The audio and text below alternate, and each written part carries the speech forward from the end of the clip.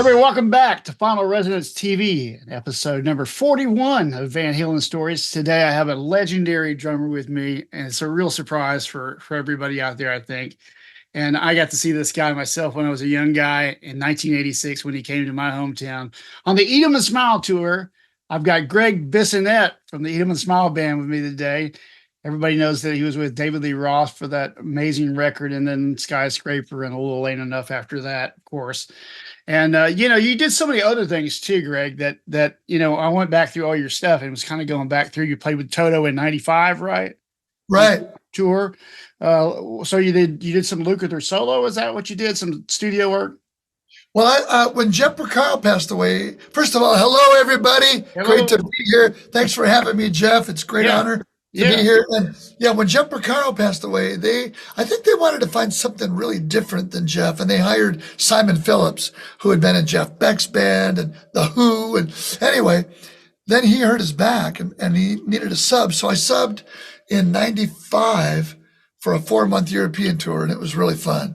Right. I got to play this beat. Ready?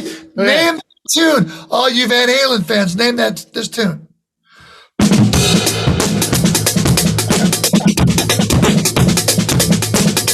That's right, Jimmy. Honky Tonk Woman by the Rolling Stones.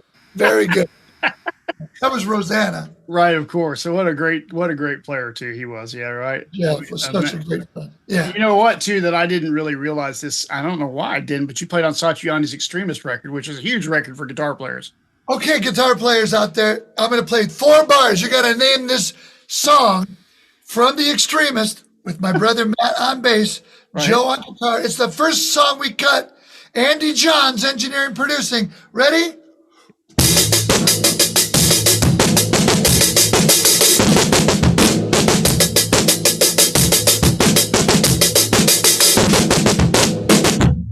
Rabina's Blue Sky Happiness. Very good.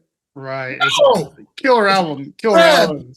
I love that you were on that because that was such a big album for me, man. And Satriani's going out with doing these Van Halen songs this year. So that's kind of cool too.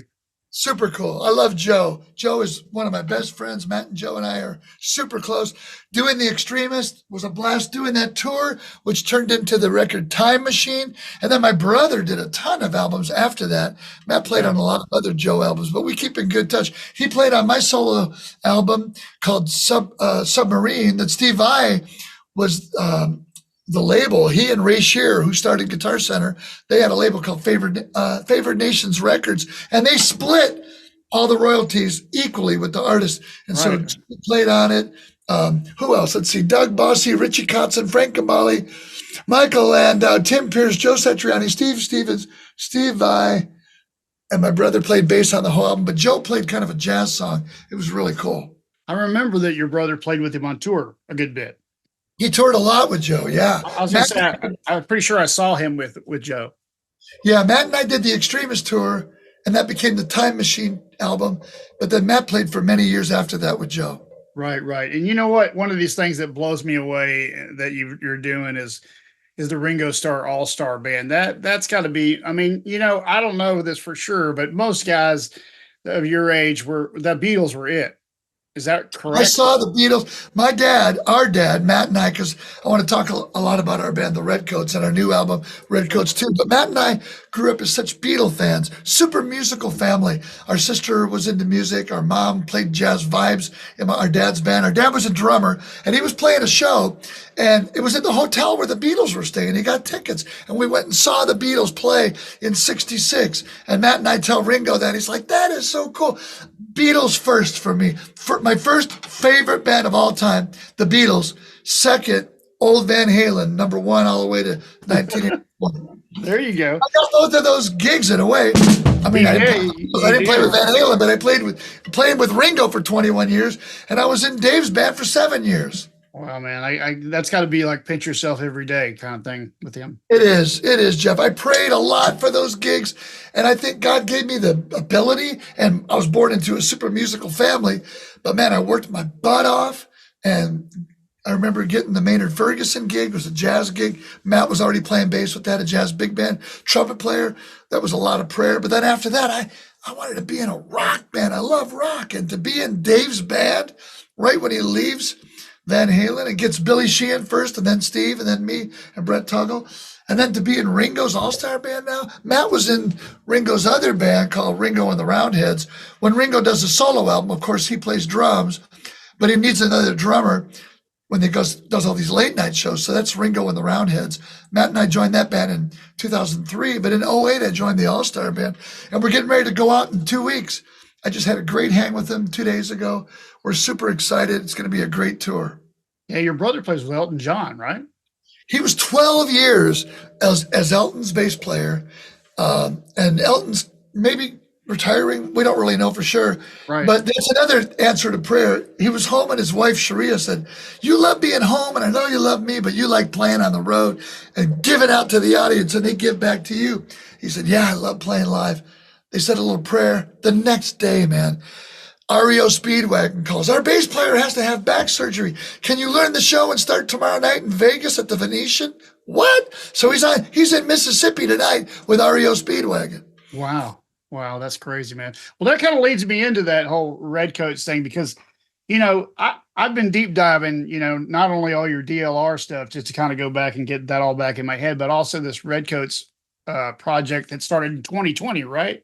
Yeah, Reddcoats' first album was 2020, and this Reddcoats 2 just came out last week. Right. So as I've been deep diving it, and going through all these songs, it is the most difficult thing to put this in a box of any genre. We don't want you to. Well, you're not. Please don't do that. Nowadays, Jeff, you don't need to be in a box. When Right. you had the record label and the suits at the session. "Oh, we don't think that's the first single. Oh, you need to do more like this song on your last album." Matt, my brother, is the record label. He's the impetus. He's the brainchild. He comes up with the songs, gives them to everybody to play their own stuff on. We do whatever we want, and we can put it out on YouTube, Instagram, Spotify, Pandora. We can put it on TikTok, Facebook, you name it, and the world sees it, and there's no need for a box because we love all styles of music. For me, it's the Beatles, old Van Halen, Chicago, Led Zeppelin, Jimi Hendrix, the Police, the Foo Fighters. Maynard Ferguson, Buddy Rich, Miles Davis, Weather Report. Why not do a couple of albums with your best friend, your favorite bass player, your favorite songwriter, your brother? Why not do an album and just do whatever you want? Yeah. I totally get that, and it is. Your brother's voice is pretty unique too. It has a thing, the thing where the voice, once you've heard it, you'll recognize it again. It's very Dolly Parton, right? It kind of has that. No, but to me, it's very John Lennon-y. Yeah, it's an interesting, very interesting. Like I was going through Nick Beef, which is sort of an instrumental, but then you got this ballad, really, really, which is really kind of cool. But just give me the news is this pop tune, and it's like this really diverse thing. And your new song, All For Me, is another thing, totally down a different path. And Andy Timmons, who was on my show already, and I had some time with Andy. What a nice guy, and what an underrated guitar player, I think. I don't think he's underrated. I think he's underexposed. I remembered him from Danger. Sure. When I was in Dave's band, he was in a band called Danger. And they never had huge success. But man, my brother went to hear Andy back in like 2018 on a day off with Elton. And he just went, "Why have I not ever really heard all this stuff about him?" Because he can play any style, and he loves the Beatles, and he's in Liverpool right now, going down that street where the Beatles, if you look at his new Instagram post, our friend Mark Lewinson, who's a Beatles expert, Matt and Andy and I are humongous Beatles fans, but we also love hard rock, and we love Van Halen. We love Eddie. We love Steve Vai. We love Stevie Ray Vaughan, Jimi Hendrix, Jimmy Page, Satriani. We love it all. Why not put it in an album, Right. And it really is it is a mashup of so many different things, and really cool. Sounds great. You guys do. Now, when did you start it in 2020? That was during the pandemic. So Wait a minute. Right? There was a pandemic? Right. There was a pandemic. Yeah. What happened? You were in the studio. All I knew is they came out and there was a bunch of people in their car by themselves wearing masks. Right, What right. is that person doing? No, I know it was a serious thing. Come on, I'm joking. Anything for a laugh. You know, I was in Mexico last week. I Mhm. did a drum clinic down there, Jeff, and they said, "What do you want to eat?" And I said, "My favorite food is Mexican food. Can we have Mexican food?" And they said, "We just call it food." That's a joke. I got you. My favorite Indian restaurant down the street. I love Indian food. It closed last week because the chef fell into a korma, which is an Indian dish. Anyway, I got a lot of bad jokes, Jeff. That's all right. Bring them on, man. It's great to have you too. And so the Redcoats thing, are you doing you doing touring with it? Are you going to do shows with it?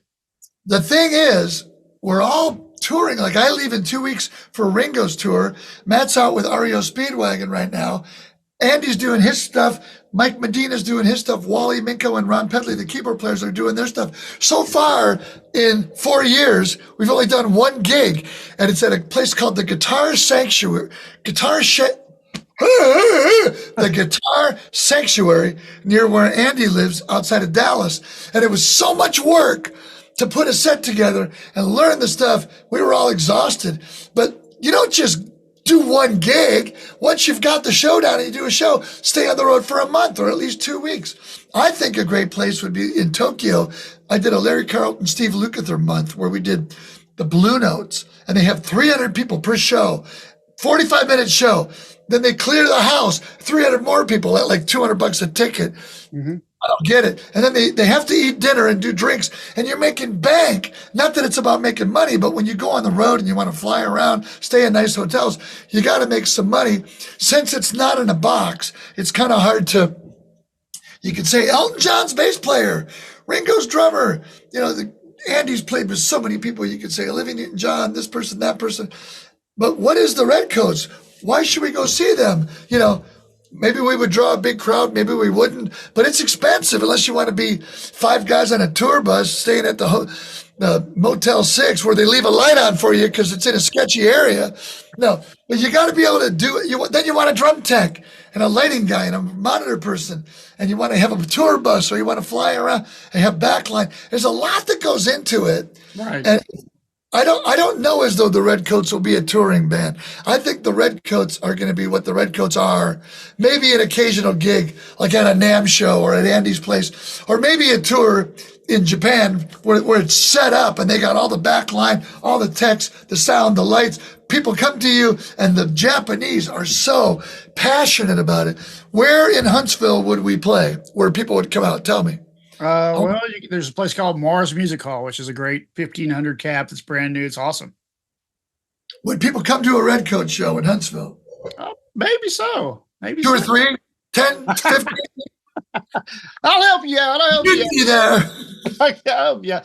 Let me ask you this about the whole process with the Redcoats, though. You said your brother is kind of the writer, and then you kind of like. Well, we're all writers, Jeff, but Matt's kind of the instigator, the genesis of it all. He comes up with the idea. He's got the mold, you know, the demo. But when he sends it out to us, we all write together because we all get to play our own stuff, you know. Right. That's awesome.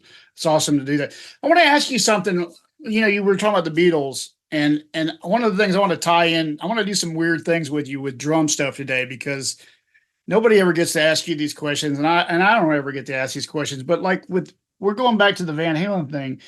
Remember the Dave Clark 5? Absolutely. But Dave didn't play on his own albums. A friend of mine did. He says he was the drummer, but he was the singer. He didn't play on those albums. Right. But Look Before You Leap. Yeah. Yeah, but you know, Eddie Van Halen would always say that the Dave Clark 5 was the reason that he became a rock and roller. When he heard that, those songs, it's to me, Jeff, it's about one thing: the songs. The Dave Clark 5, Look Before You Leap. When I heard that, I went, "This is a really good song." It's kind of Beatley, you know. And the Beatles, they had the best songs. They wrote the best songs. They wrote "I Want to Be Your Man" for the Stones, and then Ringo said, "Well, I'll do it too. I Meet the Beatles" or whatever. So it's about the songs. And Eddie was a song guy. Dave's a song guy. Alex and Michael, those are song guys, man. Right. It's the song. It's all about the song. So yeah, to me, you're going to laugh. But when I was 7 and Matt was 5, we saw the Beatles. But then the Beatles, after Rubber Soul, they got a little bit more psychedelic, and they lost us a little bit for a little while. Guess what band, not unlike the Dave Clark Five, who didn't play on their own stuff, guess what group of 4 guys with great songs, but that they didn't write and they didn't play on, they sang on them, but they had a TV show. Guess where my attention went? Monkees. The Monkees, man. And I just played with Mickey 2 weeks ago. Yeah, we played a big Beatle convention in New York. But I did 2 albums with Mike Nesmith. Peter Tork used to come out and sing on Little Help from My Friends at the end of the Ringo shows on the East Coast. I met Davey one time. He had a book called They Made a Monkey Out of Me. I don't think those guys made much Robert De Niro. Right. Much Do Re Mi. Right. I was going to ask you about, since the Dave Clark Five and all that. And he's, because that Dave Clark Five made him want to play drums. Yeah. All right. So he starts playing drums, right? We know the story about how him and his brother eventually switched, but initially he's a drummer, right? Yeah. And so a lot of us talk about Mean Streets and how rhythmic he was. Do you think that his drumming was a big part of what made him unique? I know for a fact it was, because my friends who are guitar players who are drummers, like Ed or like Nuno is a really good drummer. Extreme opened up for us on the Little Ain't Enough tour, or maybe it was a Skyscraper. No, it was a Little Ain't Enough. And man, I'd sit backstage with Nuno and we'd double drum on practice pads and electronic drums. The guy can play. Right. And Rick Beato, do you know who Rick Beato is? Of course, yeah. I just got off the phone with him before I called you, and we're talking. And Rick is a drum fanatic. He's got more drums than any drummers I know. He can play. Look at some of his videos about beats you'll know. And Rick is a really good drummer, and he's a really great guitar player. And when you can play grooves and you've got time, it all comes from 2 things. We talked about songs, but groove. If you can groove, and nobody had a better groove, listen to the intro of Unchained. I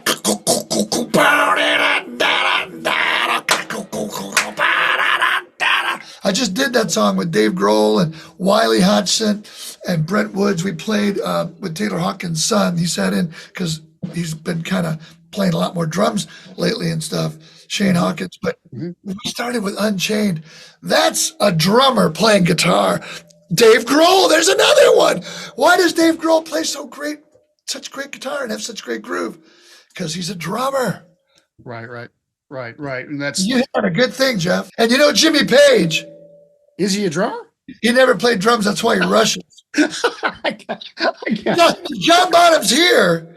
Jimmy Page is like on top, and people say Bonham laid back. I said, no, Bonham played in the middle of the beat. Boom, boom, bop, boom, boom, boom. But Jimmy Page rushed, and that made Bonham sound heavier. That's wild. Jimmy Page was not a drummer. Sorry, Jimmy, you didn't play drums. Right. So that kind of brings me to Alex Van Halen, and you, I want to say this about you real quick, because since I deep dived those albums again, I grew up listening to those albums. And of course, I was just kind of in shock with the Steve Vai thing, all of a sudden there's this guy who I kind of knew about. But what I noticed about those records that you played on, all 3 of those, is that you never overplayed anything. You played for the song. Thank you, Jeff. That's my goal, always. You got tons of chops, and that's obvious. But yeah, I think you said this, it's about the song, obviously.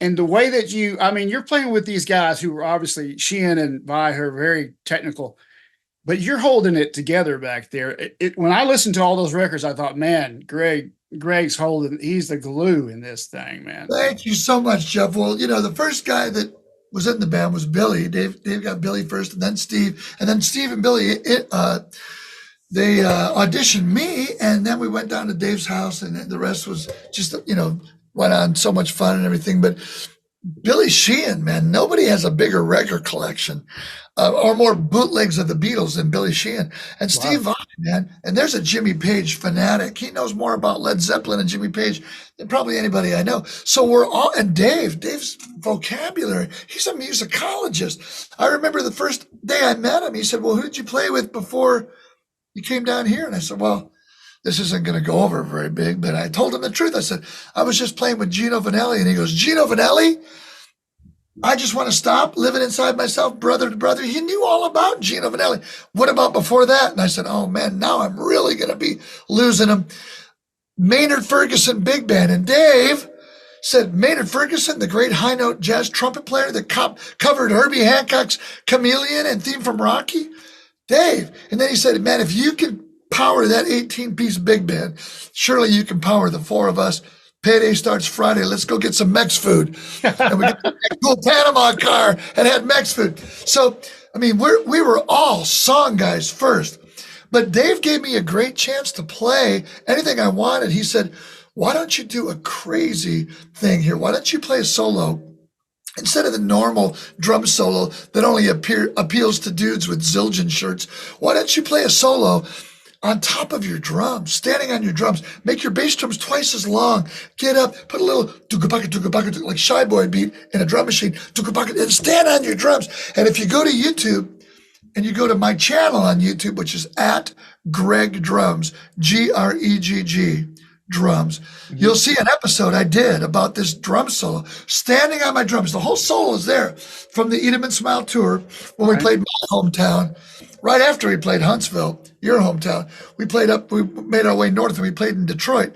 And I'm on top of the drums playing, and I had a 8, 10, 12, 14, 16, 18, 20, big, huge gong bass drums, 24 by 36 kick drums, a million cymbals. And it was like, hey man, play a solo as long as you want and do it for the audience. Like, get up on top of the drums and make it an event. So Dave was really the instigator in that. That was his idea. So even though I was holding down the groove on a lot of stuff, I feel like on Shy Boy, on Big Trouble, I got to really chops out and play a lot of stuff, Bump and Grind and Elephant Gun, and on the album with Jason Becker, It's Showtime. I got to go nuts and play a lot of stuff. But the whole time, I would go nuts on the fills and the double bass stuff. I would be thinking about the song first, because it all goes back to the song, Jeff. Right. And that's totally what I noticed. I mean, you definitely did all that stuff that you're talking about, but you're also so in the pocket all the time. And that was, and amazing to listen back to it and kind of, I go out of guitar player brain into drum brain and try to, really focus on what you're doing there. And it was really impressive how well you did that. Thank you. Well, that's what Alex did. We listened to, that is a part. And then when Eddie comes in and the brothers are playing together and then dance the night away, Dave's voice and Michael Anthony playing bass and those harmonies, that and the Beatles are so much a part of my life. And so Alex is a song drummer. Ringo is a song drummer. You can play songs. You can play the drum beats and you'll know the songs. Here we go, Jeff. What Beatles song is this just by the drum beat alone, Jeff? Ready?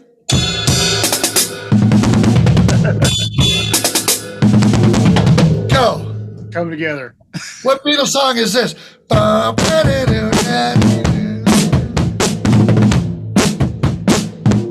Ticket to Ride. What Beatles song is this? There are places I remember in my life. In my life, yeah. But there's Tomorrow Never Knows. There's The End, like you said. Yeah. They said, Ringo, play a drum solo. I don't like drum solos. Well, just play like a little 8-bar thing. You could set a watch, you could set a metronome to Ringo's 8 bars in The End. And he's percolating it with a bass drum.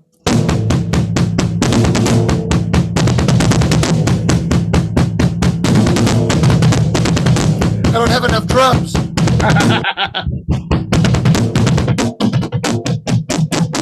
Love you. I only got a 4-piece kit. He had a 5-piece kit, the one that's on the rooftop of Get Back. Anyway, The End. Wow. Yeah, I know, man. It's so crazy. You were talking about Roth and the rehearsals and stuff. Those albums, when you were doing like Eat 'em and Smile and the writing process behind those, I don't really know anything about how you guys sat down and put that together, the first album, second album. How was it organic? Like, did they have riffs or did they just work song ideas? Or? It was very organic. We rehearsed a lot. We knew what we were going to do, man. We were a team that trained hard, and we had those songs dialed in. And all Ted Templeman and Jeff Hendrickson needed to do was just capture it on tape. Yeah. We went into Fantasy Studios in Northern California. Yeah. I remember cutting the first song we cut. Might have been, I think it was Tobacco Road.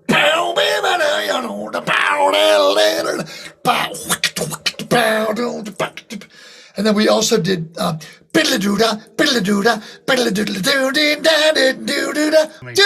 bump and grind. Right. And then we did That's Life. I remember doing that. Right. We also did a version of we did Going Crazy there. Right. And we did My Boy there. But then we went, Ted said, let's go to New York City, man. Let's go to the power station in New York City. We were there for months having a blast in the city. And we cut Yankee Rose there. Dave and Steve wrote that song in New York City. Wow, what? And the Statue of Liberty. I remember Yankee Rose was cut there. Big Trouble.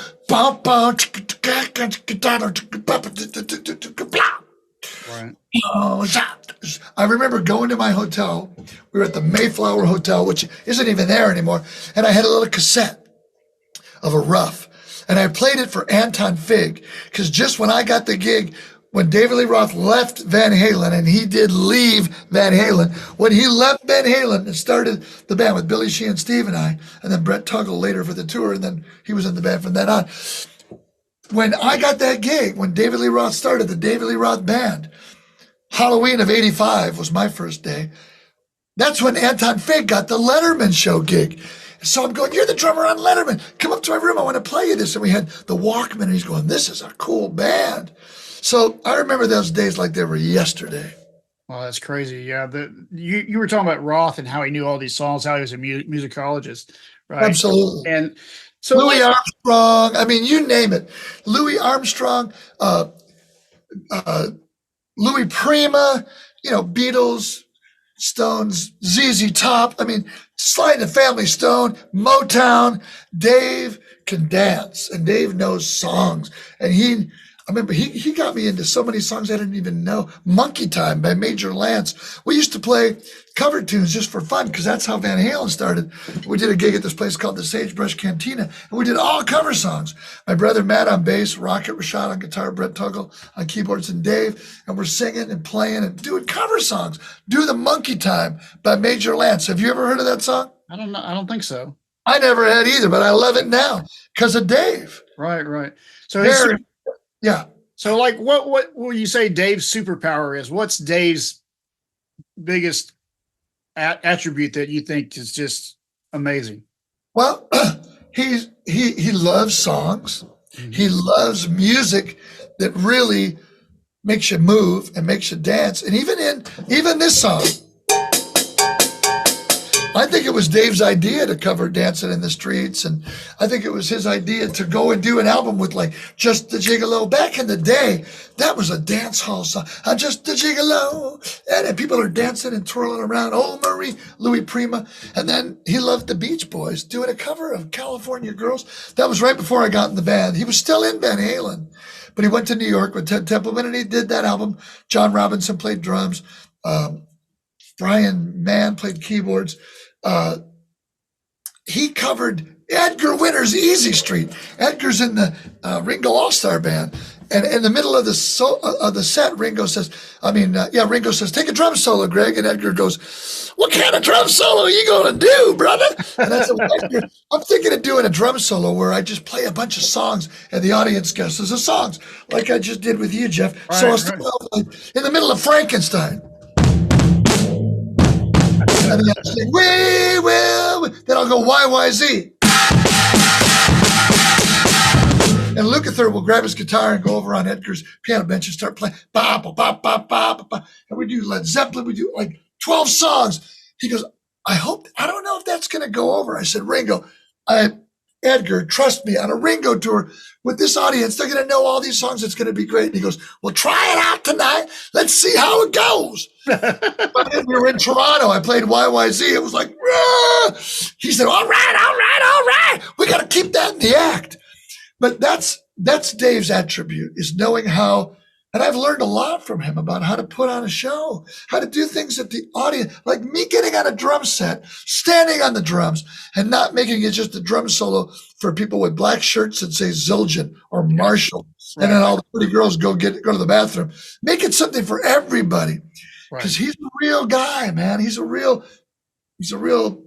I don't know what the word is, but he understands people. Right.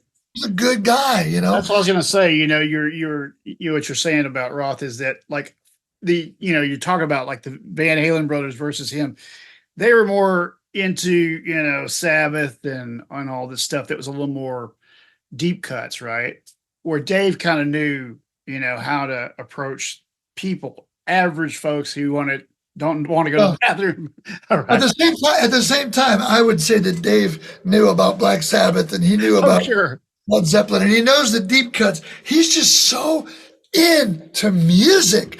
I don't know as though I've met many people in my life that are as into music and as inspired by music. And you could go by his room, or you could come to rehearsals early, and there's always music playing because he loves music. And that's the thing. A lot of people, a lot of entertainers, they don't do it for the love of music. Yeah, a lot of cool things can happen. Your band can be really big. You can make a lot of money. You can tour the world. But if a lot of people I know that I see, the music doesn't come first. And I'd say with all four of those guys, with Dave and Eddie and Al and Michael, the music, and with Billy Sheehan and Steve Vai and Brett Tuggle and I, the music comes first. We love music. And my goal when I was a kid was to move to LA and be a recording session touring drummer, but really in a band touring the world. And then when you get home, do recording sessions for other people. But that's what I do, Jeff. I've never done anything else my whole life but hold the sticks and play the drums. I do drum seminars. I have that YouTube channel. I teach some drum stuff. I have a drum channel school on the drumchannel.com. But I'm playing drums because I'm not good at a lot of other things. I don't want to sit and be on a computer trying to be an accountant or be a marketing person or, be a car mechanic or I'm just not good at a lot of other stuff. I don't like a lot of other stuff. I like music. I like baseball. I'm a Dodger fan. I could be a broadcaster for the Dodgers, but that's kind of it. I just love music, and people like the ones we've been talking about. Those are people that music comes first, man. Right. I was going to ask you, you're a music guy. Oh, man. Are you a guitar player? Huh? Are you a guitarist? Yeah, I'm a full-time musician. Yeah. So what kind of gigs do you do? I do a ton of cover stuff. I do a little bit of original writing. I've got some instrumental albums out too, and a little bit of everything. Yeah. What kind of covers do you do? Like funk, R&B, country, rock, metal, everything? A little bit of everything. Yeah. Everything from Olivia Newton-John all the way to freaking Van Halen and everything else you can imagine. Yeah, man. Which Van Halen songs do you play in your party set? Well, on a regular basis, it'd be Panama, Hot for Teacher, You Really Got Me, that kind of thing. What about on an irregular basis? In the tribute band, we do it all. Everything from the early Van Halen to Sammy Hagar. Did you play Shy Boy? I never did do that. But nice talking to you. I got to go. See you later, man. My bass player loves Billy Sheehan, though. Okay, I'm back. Yeah, he's a freak. Play Yankee Rose. I have, yes. Do you play Going Crazy? No, but that's a great song, man. That song, I just love that song. I love that song, too. You know what song I really love from the... Let me guess. Give me a hint. From which album? Skyscraper. Just Like Paradise. No. How many guesses do I get? Go ahead. 5. Go ahead. Hina. No. I do like the Hina, though. Okay. You like the Hina? Great Hina, yeah. Okay. I'm going to get Knucklebones. Nope. That's because I wrote it with my brother and Dave. Okay, here we go. I'm gonna get you. You love Skyscraper. I do love Skyscraper, but that's not Two Fools a Minute. No, keep going. Damn Good Times. No. Hot Dog in the Shake, bro. Hot Dog in the Shake. When I did my audition with Billy and Steve, I think they'd already been touring around in the basement with hot dog and a shake. And I remember Steve Vai saying, "Can you do a drum beat like bop bop bop bop bop bow?" And I said, "How do you want me to catch it?" And he goes, "How about in the hi-hat?" And I went.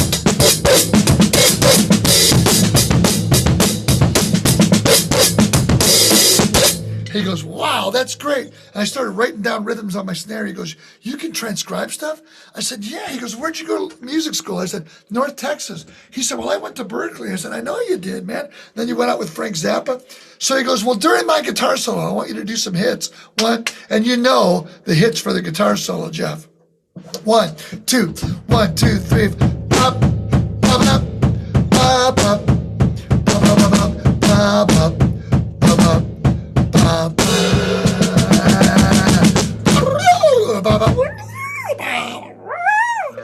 So I was writing that out. 1, 2, 3, 4, and 1, 2, 3, and 4. And he goes, "Man, I love that." That's probably why I love that song, because that guitar solo section is insane. What are you hungry for? That's right. That's amazing. That is amazing. I want to ask you a couple of things about Fantasy in particular, and the drum kit that you used on those sessions. The Myron Grombecker Japanese. What is it? They had like the Japanese flag. Yeah.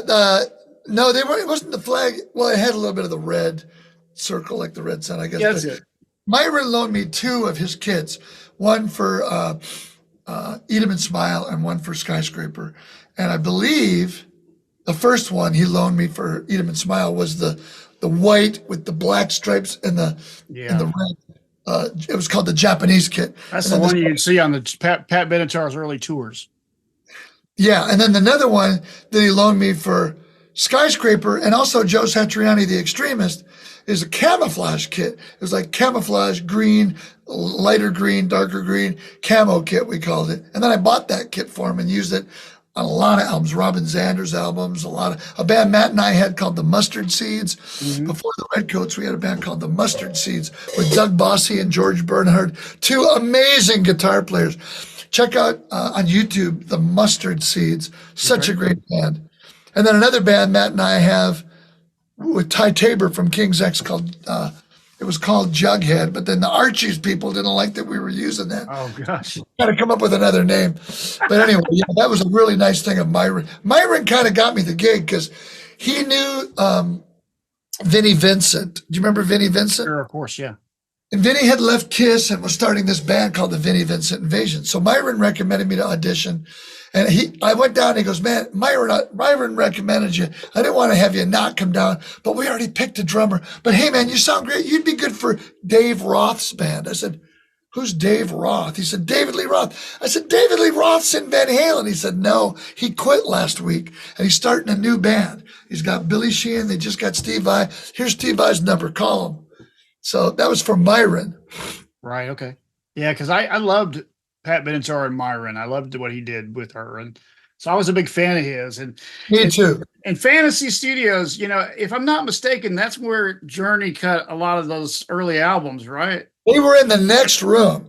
Okay. While we were recording Eat 'em and Smile, Steve Perry had this brilliant idea. He should fire Steve Smith, the greatest Journey drummer ever. Right. I remember that. Steve Perry Steve Perry fancied himself as a drummer. That's right. I remember Steve Smith telling me, "Yeah, Perry would say, put the bass drum really on top, like New York City, put the snare drum really back, like New Orleans." And Steve would say, "Where do you want the toms in St. Louis?" He was recording in the next room, Steve Perry, with Journey. At the same time we were recording. We were with Ted Templeman and Jeff Hendrickson, and Journey was doing, I think, Raised on the radio in the next room. Right. I remember that. And I remember those drum sounds, though, Steve Smith's, though, are like such classics to me and everybody, I think. Bad move. Let's get rid of the greatest drummer in Journey. I love Steve Smith. And when he did come back, a few years back, I did go see it. And I was really excited to see him back. Me too. Man, he's one of my best friends. So awesome, man. One other question I want to ask you. We don't have a lot of time, but Pete Angelus in the stage production of that 86 tour, how much was he involved in all of that? And I know he was kind of like Dave's right-hand guy. Did you have much? much Pete with his. started out as a lighting guy, and he was the guy that designed. I don't know too much that I should talk about, but I think he started out as a lighting guy, and then he designed the lights, and then they had the fabulous Picasso brothers, Pete and Dave, and Right. they directed and produced those I just thought videos. that was such a cool stage. I mean, that was one of the biggest productions of the time, right? Dave and Pete did it right, man. They knew how to do it, and they did it right. I remember that being like one of the most, like maybe the most par cans that were ever used. I mean, I think Bias talked about it like that. Well, I remember the second tour, Skyscraper. I was trying to figure out what my drum set should look like, and Pete had the idea. He said, what if you had an all black kit, but all of your hardware, all the rims, all the lugs, everything, your cymbal stands, they were all anodized or powder coated white? I said, that would look kind of weird. He goes, no, it would look cool. And when I hit the stage with a flash of light green, your drums would be light green. With red, they'd turn red with blue. And that was one of the coolest visuals I've ever seen. Right. Because I think he became a manager for the Black Crowes later. And yeah, he and Dave were involved with the Black Crowes. And I remember right after that Skyscraper tour, Joey Kramer comes out with a similar kit with Aerosmith, but I think it was white with black hardware. Then there was a band called Roxette, I think from Sweden. Yep. I ripped the whole thing. He had black drums with the white hardware, and they're hitting the lights with different colors. So that's a real compliment when somebody. It's kind of like when Led Zeppelin decided to rip off Willie Dixon and do a whole lot of love. Willie Dixon, this blues bass player in Chicago, had the whole song written. And I think Zeppelin said, Robert Plant said once, well, we'd rather get in trouble later than ask permission first. And then Willie Dixon's estate got the money. But that's a great compliment. Like the Beatles, they paid for the Motown songs that they covered. Boys and things like that. And Smokey Robinson, you really got a hold of, but they paid to do covers like you're doing covers in your band. Right. It's a great honor for a band or for a drummer when somebody borrows something. Buddy Rich would say that he got his drum set. That's me at 14. There's my dad and my grandma. That's Gene Krupa. And wow. Buddy Rich modeled his drum set after Gene Krupa, the one rack tom, the two floors that ride, the two crashes. So that's a compliment. It is. It's amazing. I'm going to ask you about meeting and jamming with Eddie Van Halen. I heard you say this somewhere. Did that happen? Was that the Jason Becker thing? No. Okay. No. My brother and I were we were the drummer and bass player on all 10 seasons of the NBC show Friends. And the musical director was the husband of the lady that created it, Marta Kaufman. Right. Michael Skloff, a great friend of ours. He was the keyboard player that wrote all those songs for Friends. Well, their son went to a school called Crossroads in LA, and they were having a school concert. Not a benefit because it was a rich kid school, but like a thing to raise money for some good philanthropic cause, So anyway, Wolfie was playing Roland electronic drums and Eddie was playing guitar and I played my acoustic drums and Matt played bass and Michael Skloff played piano. And so of all the songs, I did several songs and jammed a lot with Eddie and with Wolfie because he could play drums. There's another guy that could play drums because his dad could play drums and his uncle was one of the greatest drummers ever, Alex. But Wolfie's playing on a Roland kit, killing it. You'll never guess what song we were playing. What? I'll play the beat. Think about a song that came out around 1983, I'm guessing, in a movie.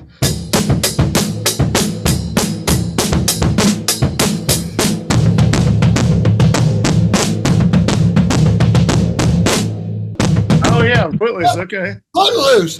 My brother Matt, my favorite bass player, Eddie Van Halen on guitar, Wolfie playing Roland electronic drums, I'm playing acoustic drums, and Michael Skloff, the musical director of Friends, and we're playing Footloose.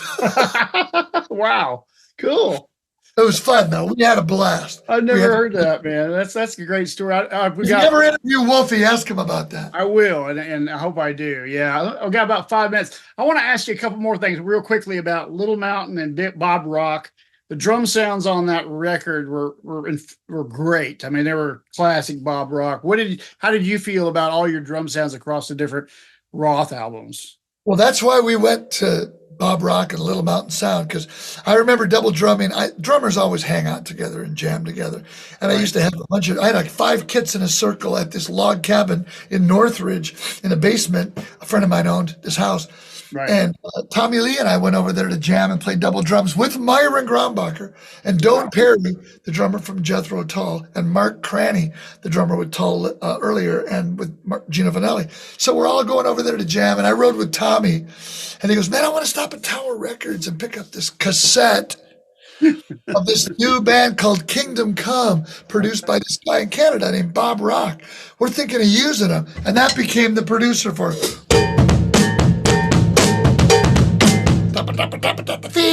So we love that sound. And I remember Dave met with Bob Rock, and Bob produced Little Ain't Enough. And when Steve left, Jason Becker, I helped bring Jason into the band. Mike Varney, you probably know that name. He recommended Jason. And so it was Jason on guitar, Brett Tuggle on keyboards, my brother Matt on bass. I played drums, and then we brought in Jason's blues teacher, Steve Hunter, and he played guitar, and of course Dave sang, and we all had a blast up there. But Bob Rock had I set my Myron Grombacher camouflage drums up here, and about 20 feet away was this big loading bay, and they'd open the doors to the loading bay and they'd mic it up, and that's that big drum sound. And then also for the second half of Eat 'Em and Smile. First half was Fantasy in Northern California. When we went to the record plant in New York City, they had a stairwell, and that's from the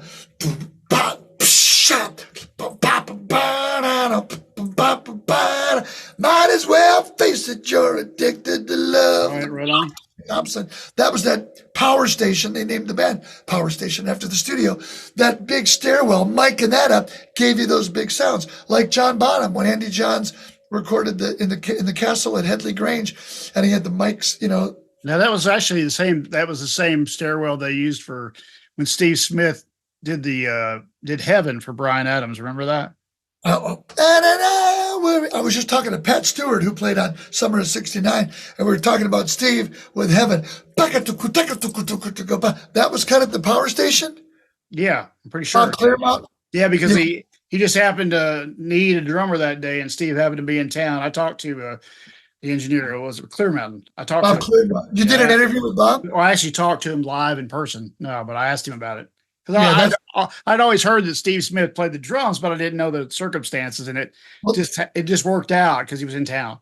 Well, that's the same room as Yankee Rose, Ladies' Night in Buffalo, Big Trouble, all in that room where Steve Smith, I didn't know that, cut Heaven with Clear Mountain for Bryan Adams. That's one of my favorite songs, Reckless. One, you cut drums. If people want to send tracks to you, you do that. So all they got to do is send an email to Frank A. Rosato, Rosato. So Frank, middle initial A, Rosato @gmail.com, and just say they want me to play drums or me and my brother to play drums and bass on anything they have, and Frank will set it all up for them. And you also do lessons still? Well, I do lessons, but I do everything through Drum Channel. I have a school there, but I do, I would say I would point them to my YouTube channel, which is at Gregg, Gregg, drums, Drums. And that's my YouTube channel. And then the drum channel too. Yeah. Okay. Great. So Reddcoats is out. Check that out. Make sure you get that album, Reddcoats 2 and Reddcoats 1, both. They're both awesome. Thank you, Jeff. The one last thing I want to talk about is Winnie the Pooh. Oh, bother. I don't know what you could be talking about. Let me tell you how that came about. So my brother and I were hired by Rick Dempsey to play, who worked for Disney, to play the drums on the end of Finding Nemo for the international versions. And my chart, it's all about reading music on sessions. My chart had a DS and a coda, but it didn't have a double DS and a double coda. And my brother was playing upright bass 10 feet away, and I said, "Hey, Matt," all the mics were on. "Hey, Matt, I don't have a double DS, do you?" And over the talk back in the control room, "Drummer, come into the control room. I'm going to grab my chart, Jeff, and show them I don't have." And the Rick says, "Wait, no, forget about the chart. You have that rasp in your voice we've been looking for a couple of years. We need you to do the voice of Winnie the Pooh." So because of that, there's a main guy, Jim Cummings, who took over in, I think, '81 when Sterling Holloway, the original Winnie the Pooh, passed away. But when they need a sub for Jim, I'm the Winnie the Pooh too. I'm B Pooh. Wow, man, that's cool. That's such a crazy thing. You're in a studio and you get picked up as the voice of Winnie the Pooh. You never know. It's Hollywood. Hollywood. And if you want to be an actor, go see Max Factor. He'd make a monkey look good. Hooray for Hollywood. Man, thank you for coming on today and being part of this and sharing your stories, man. I really appreciate you. You know, I loved seeing you in '86, and I loved all your work you've done. And thank you so much for being part of this and Van Halen stories. And someday I hope to see you alive somewhere again. I hope so too. Maybe I'll see you at the NAMM show or something like that. I'll be at the NAMM show, and we're coming through a town near you with Ringo soon too. So Ringo Starr and the All-Starr Band. Thank you, Jeff. God bless you, brother. Take care, and see you soon, I hope. Thank you. Have a great day, man. You too, buddy. Bye-bye. See you, Greg. See you.